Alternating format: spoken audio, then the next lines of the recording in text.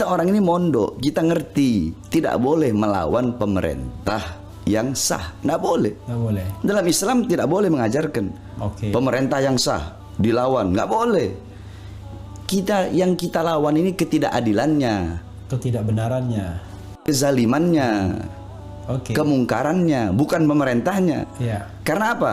Fasadur ra'iyah bifasadul bifasadil umara wa fasadul umara bifasadil ulama. Rakyat negara ini rusak karena rusaknya pemerintah. Rusaknya pemerintah karena rusaknya para ulama. Kenapa? Karena banyak ulama tarkun nasiha wa tarkul irsyad lahum. Banyak ulama yang meninggalkan nasihat kepada pemerintah tersebut. Kezalimannya dibiarkan, kebijakan-kebijakan yang tidak berpihak kepada rakyat, kebijakan-kebijakan yang berpihak kepada asing, kebijakan-kebijakan yang bisa menyengsarakan rakyat, dibiarkan sama ulamanya. Sehingga rusaklah. Jadi rakyat rusak, negara rusak karena pemerintah, pemerintah rusak karena ulama. Kenapa? Banyak ulama yang diam terhadap kezaliman.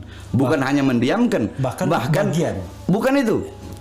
Alimun alladzi yaj'alu ilmahu tabi'an li ra'yil muluk.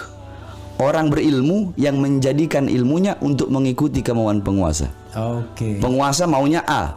Ini ulama tahu ini salah, bukan enggak, tapi cari-cari dalil untuk membenarkan yang salah. Itu namanya legitimator. Dia memberikan legitimasi. Kalau kita bilang kalimatul haq uridu bihal batil, kalimatnya benar, bawa ayat Quran, bawa hadis, tapi dengan tujuan-tujuan yang tidak betul. Berdiri depan babu sudah, berdiri depan pintu sudah, pintu kekuasaan dengan mengharapkan harta, pangkat dan jabatan. Karena di dalam hukum yang saya pahami, hukum non agama, memang kayak Pak Mahfud bilang, saya ini hakim, mau membenarkan ada dalilnya, mau menyalahkan ada dalilnya.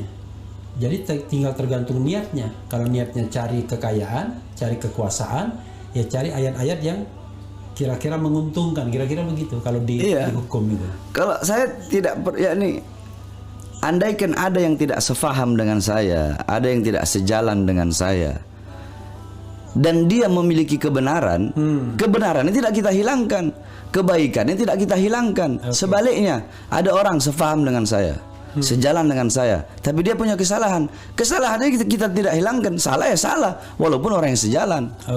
Kalau ada kebenaran dari orang yang tidak sefaham, tidak sejalan, ya kita benarkan kebenarannya, tidak akan kita hilangkan. Sebaliknya, yang salah walaupun sejalan dengan kita, ya kita salahkan. Tidak akan kita hilangkan kesalahannya, tidak akan membenarkan yang salah walaupun kesalahan itu datang dari kawan.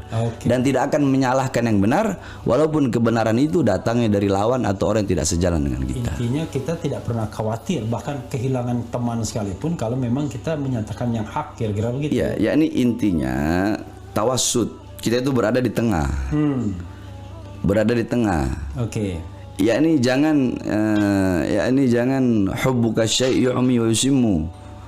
Kalau kata Rasulullah, jangan kecintaanmu kepada sesuatu membuat kau buta dan tuli.